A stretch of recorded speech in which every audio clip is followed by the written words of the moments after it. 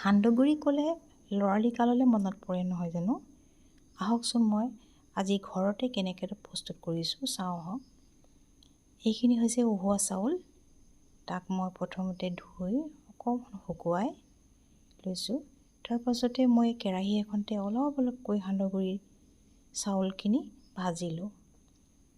অকণমান ৰঙচুৱা হোৱাকৈ ভাজিব লাগে। এয়া ৰঙচুৱা হ'লে অকণমান গোন্ধ এটা ওলাই, গম পাব তেতিয়া ভজা হৈ গৈছে। তাৰপাছত মই আৰু অলপকৈ ভাজি আছোঁ।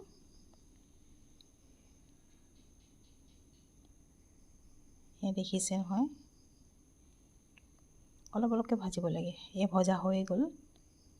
তাৰপাছতে এই ভাজি লোৱা চাউলখিনি মই এটা গ্ৰাইণ্ডাৰত গুড়ি কৰি ল'ম।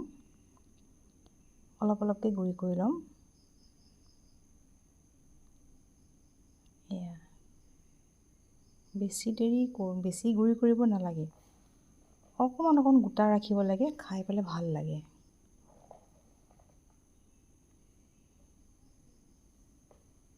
এয়া চব হৈ গৈছে। এইখিনি চাউলো তেনেকৈ মই কৰি ল'লোঁ। এয়া চব হৈ গ'ল।